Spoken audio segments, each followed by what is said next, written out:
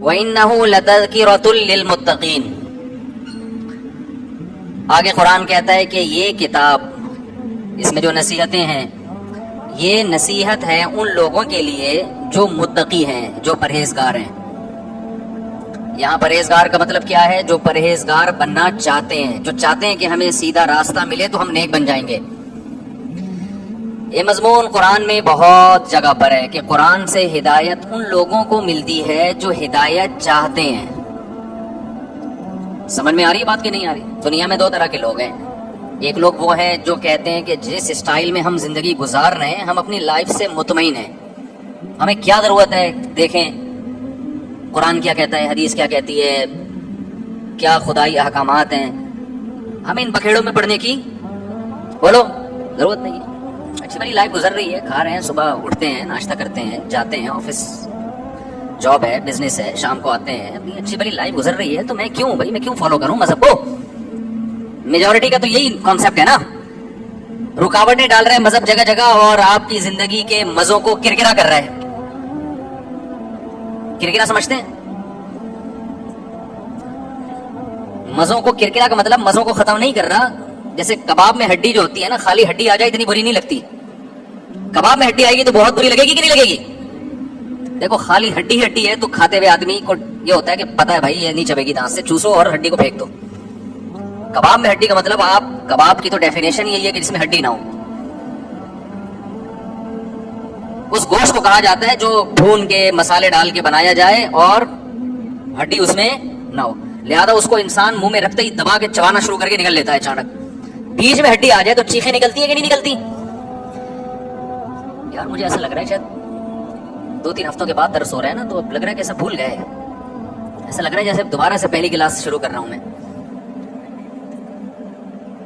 آپ کوفتہ کھا رہے تھے، دیکھو بعض دفعہ کیا ہوتا ہے،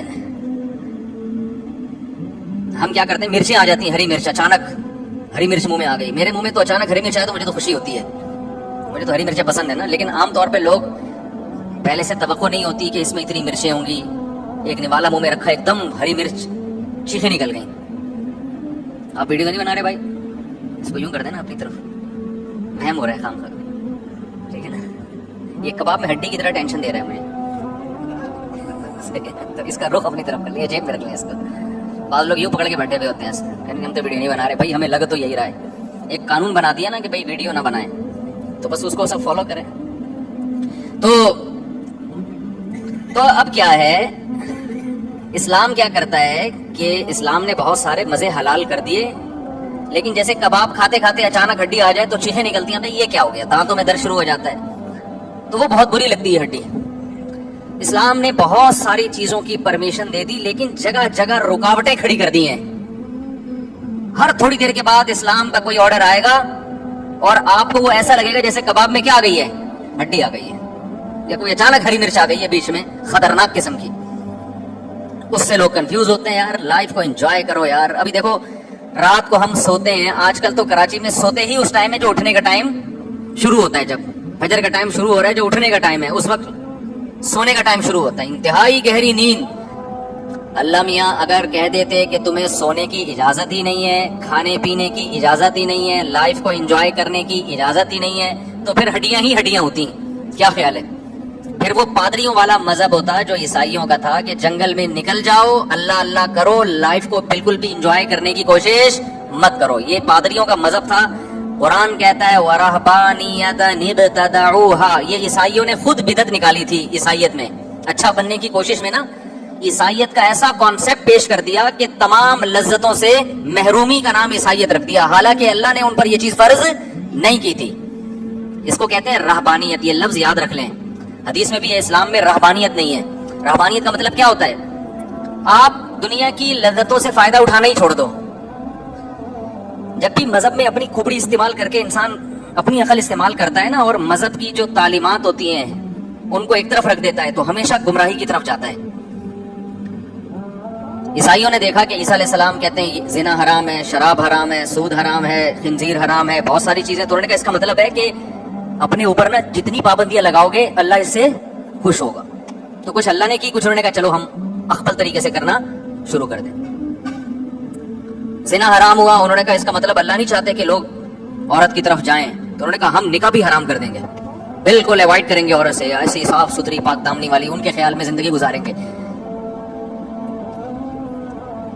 تو قرآن نے جگہ جگہ کیا کہا, بھائی جیسے حلال کرنا اللہ کا کام ہے, حرام کرنا اللہ کا کام ہے, حلال کا آپشن بھی کس کے پاس ہے, اللہ کے پاس ہے. جس کو حلال کر دیا تم حرام نہیں کر سکتے اس کو. تو لذتوں پہ پابندیاں لگا لگا کے نا عیسائیت نے اب ان کو نیک سمجھا جانے لگا جو حلال لذتوں سے اجتناب کرتے ہیں. وہ کہتے ہیں بہت پہنچے ہوئے بزرگ ہیں, کوفتے نہیں کھاتے. یہ آج بھی ہے یہ تصور. حضرت کی خوراک کتنی سادہ ہے, جب بھی حضرت کے گھر گئے ہیں حضرت مسور کی دال ہی کھاتے ہوئے ہمیں نظر آئے. اس کو سمجھتے ہیں کہ بہت پہنچے ہوئے لوگ ہیں. آپ سمجھ رہے ہو کہ میں مذاق کر رہا ہوں, حقیقت میں مزاج لوگوں کا یہی ہے کہ جو حلال لذتوں سے بچتا ہے اس کو کیا سمجھا جاتا ہے, نیک. تو یہ مزاج غلط ہے. کیا ہو گیا, ریکارڈ نہیں ہو رہا کیا؟ تو یہ کیا, یہ کوئی شریعت کا مزاج ہے کیا؟ شریعت کا تھوڑی مزاج ہے کہ آپ اپنے آپ کو حلال نعمتوں سے بچاؤ. لوگ کہتے ہیں نبی صلی اللہ علیہ وسلم, اور یہ میرا موضوع نہیں ہے, 2 منٹ میں بھی اس کو کہہ کے پھر اپنے اصل موضوع کی طرف چلتا ہوں, کیونکہ یہ چیزیں بیچ میں آ جاتی ہیں نا, تو کانسیپٹ کا کلیئر ہونا ضروری ہے. لوگ کہتے ہیں نبی صلی اللہ علیہ وسلم کی زندگی تو بہت سادہ تھی, جو کی روٹی, 40 دن گھر میں چولہا نہیں جل رہا, پیون زدہ کپڑے گھر میں. اچھا, پھر لوگ مولویوں پہ اعتراض کرتے ہیں, یہ مولوی جب نبی کی سیرت بیان کرتے ہیں تو سادگی سادگی سادگی, اور خود ان کا اپنا لائف اسٹائل دیکھو, بزنس کلاس میں سفر کر رہے ہیں. ابھی میں جب گیا سعودی عرب, سعودی ایئر لائن میں اکیلا مولوی بزنس کلاس میں بیٹھا ہوا تھا, سارے کہاں بیٹھے ہوئے تھے, اکانومی میں. مجھے خدا کی قسم شرم آ رہی تھی, میں سوچ رہا تھا ٹکٹ کینسل کروں, میں بھی پیچھے جا کے بیٹھ جاؤں, کہ پتھراؤ نہ شروع ہو جائے گا. بس مولوی کو دیکھو, ہماری زندگی بزنس کرتے کرتے گزر گئی, ہم اکانومی میں جا رہے ہیں. اس مولوی کا 2 ٹکے کا بزنس ہمیں کہیں نظر نہیں آ رہا, اور جا کس میں رہا ہے, بزنس کلاس میں جا رہے ہیں. اب وہ مجھے ٹکٹ ہی جس نے بلایا اس نے بزنس کلاس کا دیا تھا, میرا تو قصور نہیں ہے نا بھائی اس میں.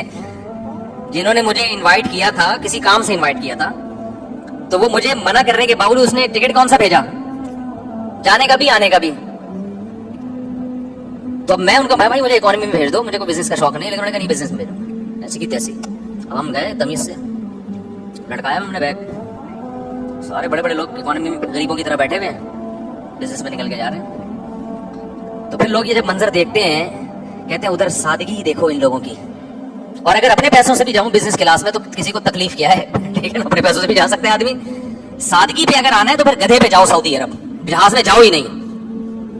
کیونکہ صحابہ کرام جب سعودی عرب جاتے تھے نا مصر اور شام سے, تو گدھے اور گھوڑے پہ بیٹھ کے, اونٹوں پہ بیٹھ کے جاتے تھے.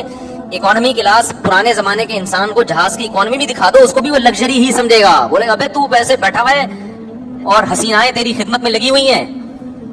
بٹن دباتا ہے فوراً کوئی حسینہ آ کے تو اس سے پوچھتی ہے کہ آپ کو کیا چاہیے, تو اور ہواؤں میں اڑ کے 2 گھنٹے میں پہنچ رہے ہو, تو یہ تو لگژری لائف ہو گئی نا. تو اصل اگر آپ سادگی جس کی آپ لوگوں کو ترغیب دے رہے ہیں, وہ تو پھر کس پہ جاؤ, اونٹ پہ جاؤ. آپ کہہ سکتے ہیں آج کل اونٹ پہ جانا ممکن نہیں ہے, یہ غلط ہے. آپ ٹرائی کر کے دیکھیں, لوگ پیدل حج پہ نکلے ہوئے ہیں, یوٹیوب پہ ولاگز بناتے ہیں, تو اونٹ تو پھر بھی پیدل نہیں ہے, اسپیڈ بھی تیز ہوتی ہے اور پہنچا دے گا آپ کو. ویزے کا پرابلم ہوتا ہے وہ دلوا دیں گے, کچھ کر لیں گے انشاءاللہ. آپ جائیں اونٹ پہ جانے والے بنے. تو لوگ کہتے ہیں ان مولویوں کی تقریریں دیکھو, سادگی